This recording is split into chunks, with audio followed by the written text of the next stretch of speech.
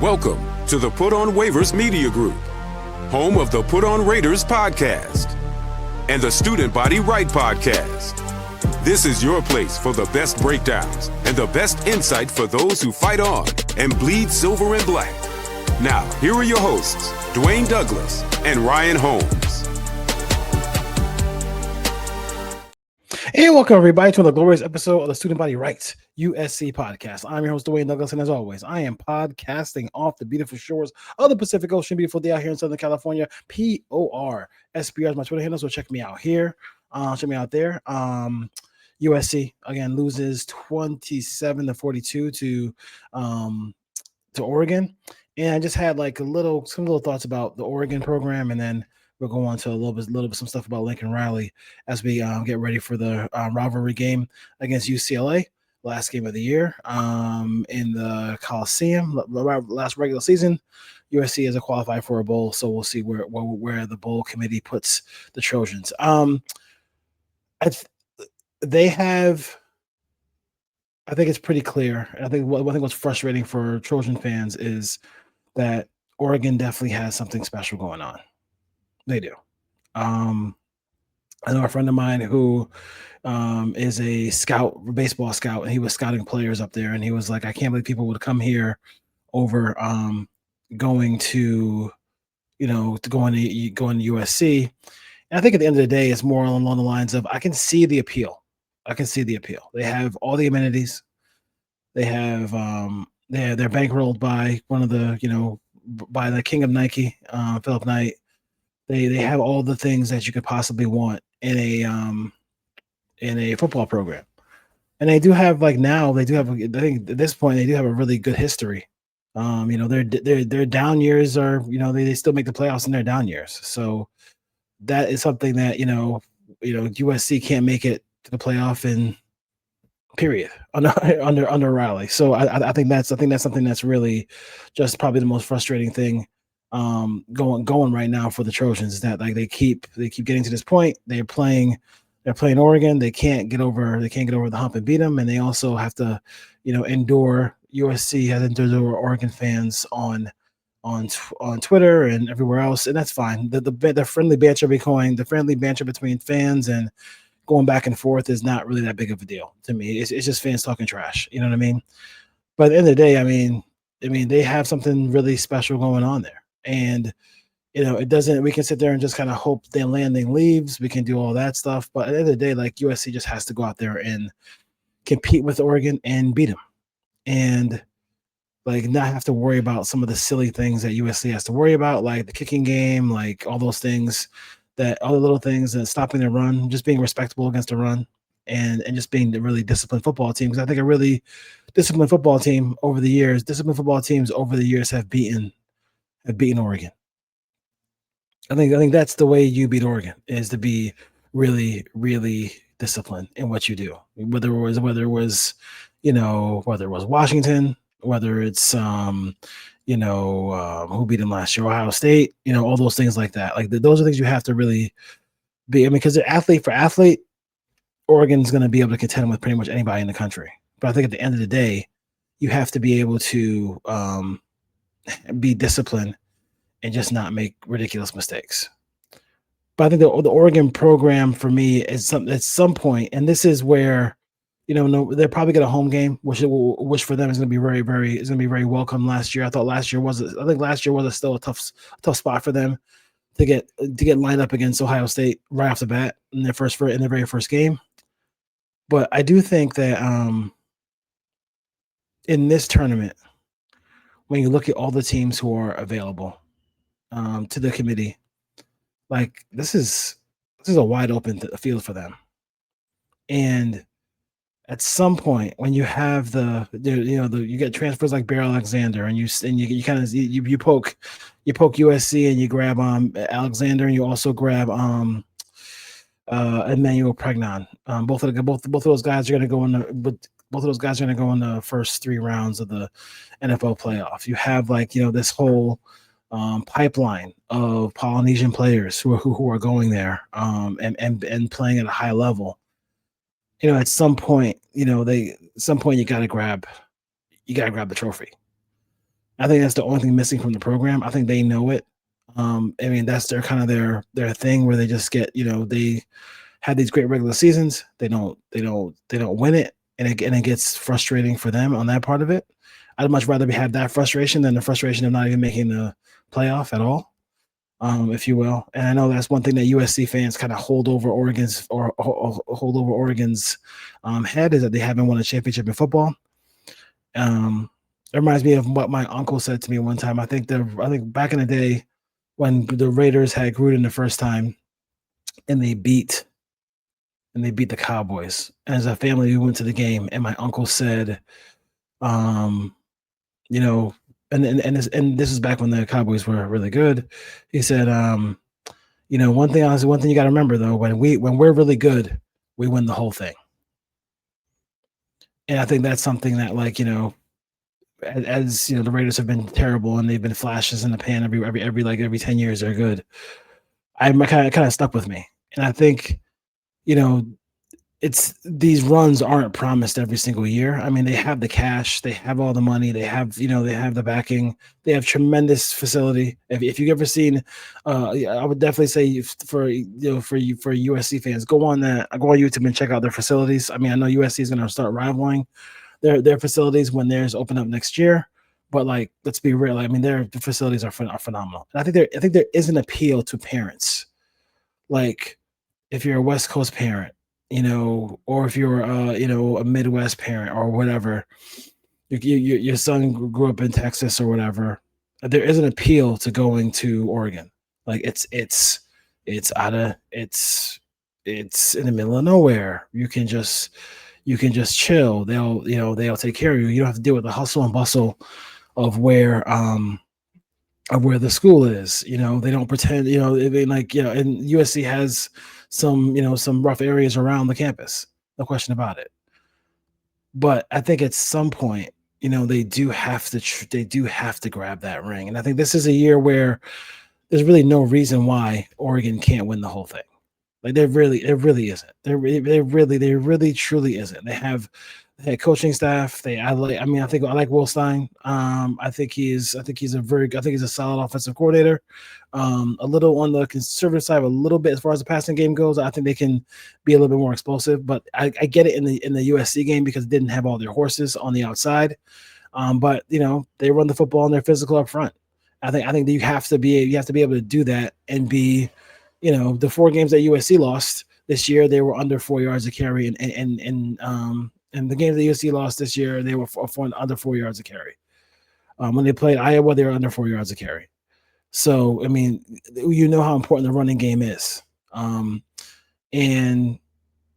they are going to be the kind of I keep saying it like that. I hate, and I just maybe it'll get people excited, but they're the kings out west until proven otherwise. And until USC beats them, and I'm not talking about just one time, they got to beat them a couple of times for them to kind of take that crown back. And I think take the crown back and make the playoff as well. So it's very important for that whole thing to take place for SC. Like, SC has to be able to to take the mantle back from them. And they're doing what they need to do right now, I think. With the facilities, long overdue. With the recruiting, I remember Brandon Fisk from he went to Florida State, and now with the Rams, he said that when USC was recruiting him, it was like they didn't know what he was really interested in, because they were trying to sell him on. USC was trying to sell him on a bunch of stuff that didn't really interest him.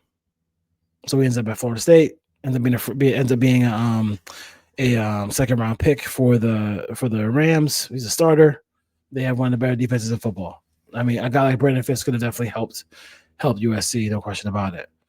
I think they have that now. They understand what people want. They understand what players are interested in. They understand what they need to do to get these players. And that's why they have such a tremendous recruiting class. And you're hoping that, with National Signing Day coming up soon, that they don't end up losing some of these pieces to the puzzle. But you're not emulating Oregon, but like you're competing with them on every level. And I don't think losing to them on a road game doesn't destroy your chances to keep that recruiting class. But I think it does still send a message that you're not there yet, and some of these teams are just some of these teams just coaches are taking off. These coaches are taking over teams and making the playoffs in year one. I mean, that's just something where it's we're in year 4, about to be year 5, and we still can't make the playoff. Somebody has to, it's only us. I mean, it's only USC can contend out west and battle Oregon and take that West Coast crown. And we got to see if Lincoln Riley can do that. So speaking of Lincoln Riley, I get it. I get the fact that you're head coach of a blue blood team, of a blue blood program, and you're saying to yourself, it is hard. I mean, it is difficult to make, but it's easier for you than some of these other teams. But it is hard to make the playoff.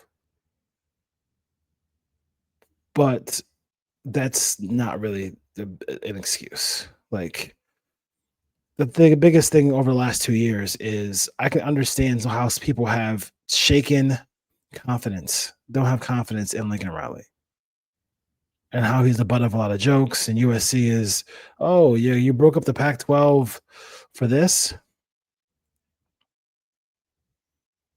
I mean, I don't know. I mean, if USC doesn't leave the Pac-12, do they have that facility coming up? Do they have that? Do they have the recruiting class that they have right now? So it was a give and take situation there.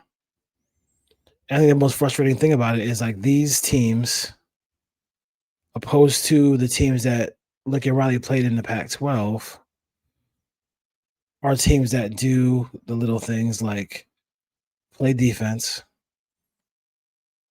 don't give up craziness in the run game, and they play special teams. And these are the areas that you at USC has continued to struggle with, especially under Lincoln Riley. And it's year 4, and it's the same thing. We're still talking about special teams plays. In two of the biggest games of the year, you had a kickoff return for a touchdown and a punt return for a touchdown.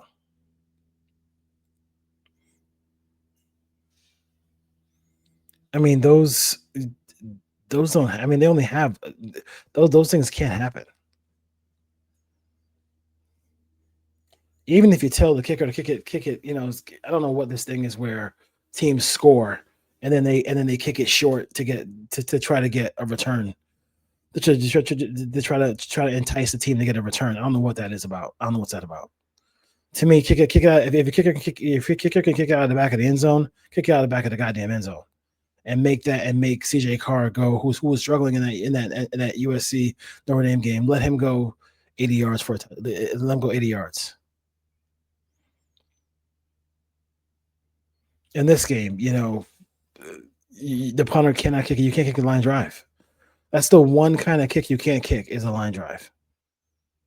If you saw the game, you saw the Oregon kicker take 2 or 3 steps to the right, even when he was on the left hash mark, to kind of create a bottle, a little trap for the USC punt game, so there couldn't be a big return.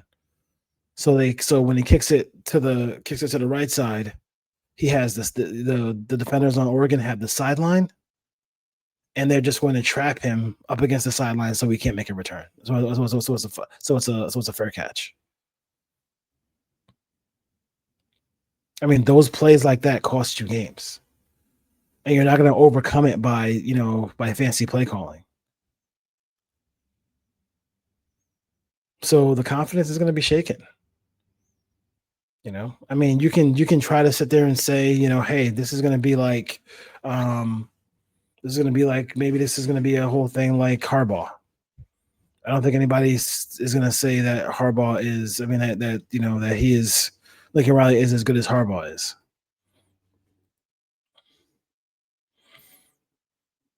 I mean, this team still can't. I mean, they cannot find ways, the little ways to win. Like, when was the last time that USC won a game on special teams?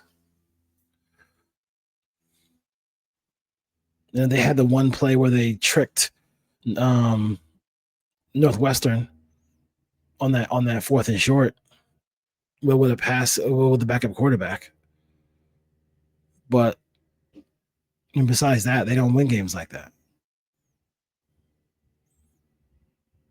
And I think part of it is like not knowing what your team's biggest strength is. USC's driving to go ahead of Illinois. They had an opportunity to waste time and then try to score. And of course, they score immediately in a game where the defense is really struggling without Kamari Ramsey. Like, it's pretty clear that you needed to kind of waste time. If they have a goal line stand, they have a goal line stand.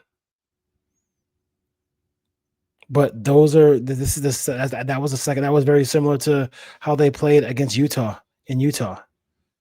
The first time they played Utah with Caleb Williams.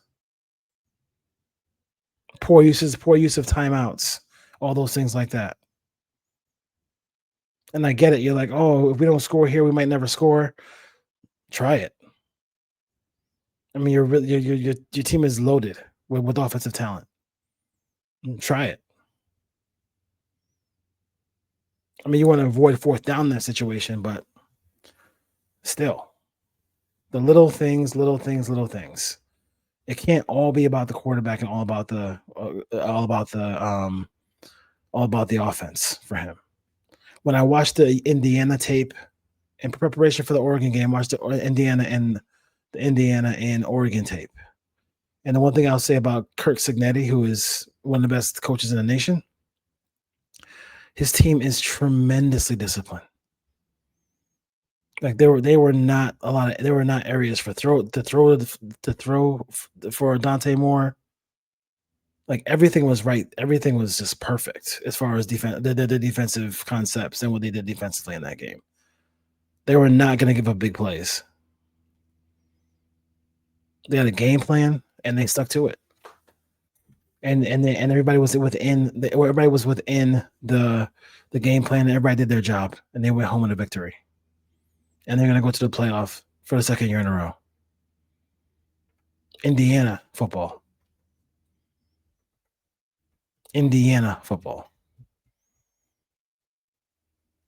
For 2 years in a row, USC has had, very manageable schedules to make the college football playoff. Now, you want to throw out last year because Miller Moss was not who we thought we were, not who we thought he was, or some of us did. But this year, the schedule was very manageable. I mean, if Michigan beats Ohio State, Michigan's in. How did Michigan do when they came to the Coliseum? They had the doors blown off. So I get it. I understand the whole situation. I don't know why I said it like that, but I understand the whole situation. But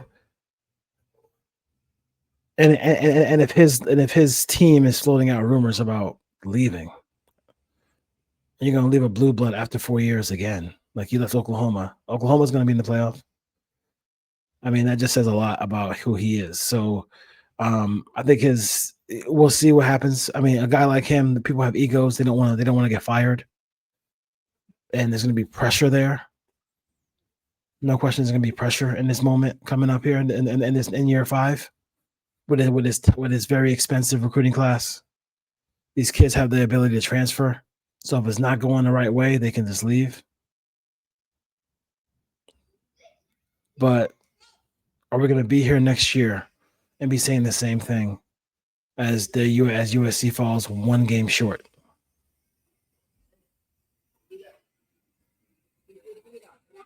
If they